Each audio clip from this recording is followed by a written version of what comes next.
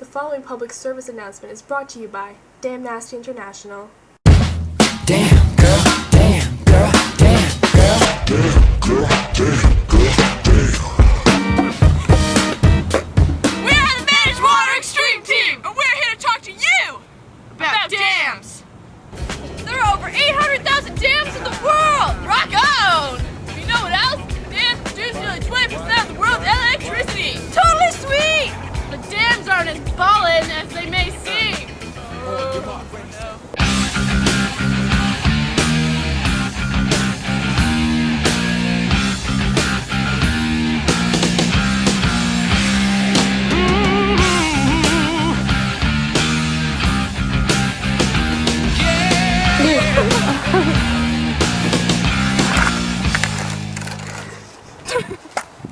Yo, dams have many environmental impacts. They're sometimes built in areas with dry climates.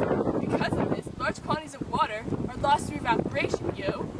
And because of evaporation, the salinity or salt content of the water increases greatly. Go.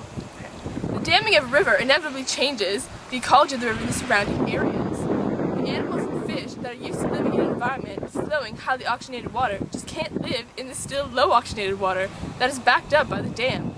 Because the water is stuck, sediments are no longer carried downstream to be deposited, making the soil downstream worse for growing. Instead, they get stuck behind the dam and get deposited in the dam's reservoir. This buildup of sediment reduces the amount of water that can be stored there. An example of this is Lake Nasser behind the Aswan High Dam on the Nile River in Egypt. Annual floodwaters that were once crucial to sediment deposit in the Nile River Delta and onto the floodplain have been eliminated. Soil quality is lowered, and the dam reservoir's storage capacity is reduced. So not chills. There's a truth that's hard to steal.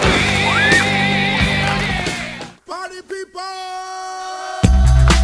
Yeah! Tag team music in full effect. That's me. Check DC, this out. The brain supreme. And my man Steve Rowland. We're kicking the flow. And it goes a little something like this. Tag team back again. Check it directed, let's begin. Party on, party people, let me hear some noise. DC's in the house, jump, jump, rejoices. There's a party over here, a party over there. Wave your hands in the air, shake the dairy, yeah. These three words mean you're getting busy. Whoop, there it is, Hitman. Whoop, there it is. Whoop, there it is. Whoop, there it is. Whoop, there it is. Whoop, there it is.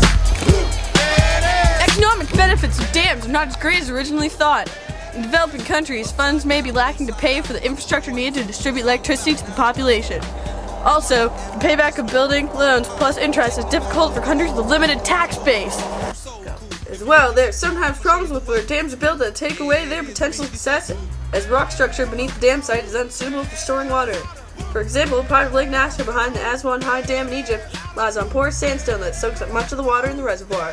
Also, in earthquake-prone regions, there is always the fear that the weight of the water in the reservoir could trigger an earthquake, or that a quake might cause damage to the dam. That's whack. Pump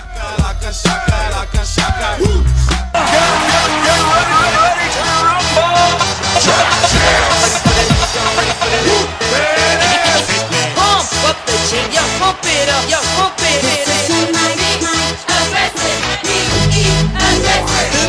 Y'all ready for this? I like to move it, move it. I like to move it, move it. I like to move it, move it. I like to move it, move it. I like to move it, move it. I like to move it, move it. Give it up. When a dam is built, large amounts of land are flooded to create the reservoir. People lose their way of life, culture, and spiritual focus when their ancestral homes and lands are lost. These people are forced to move to higher ground, and many suffer from resettlement syndrome.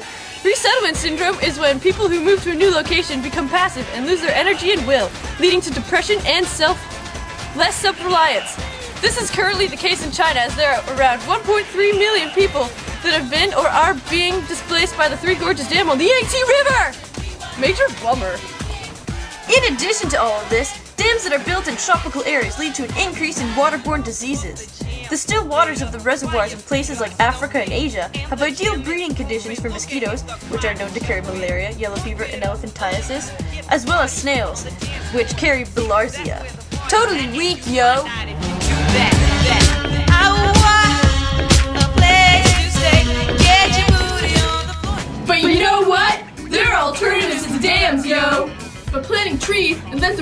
sinking to the ground, and then the rainwater can be used via wells. Choosing to grow crops that require less water.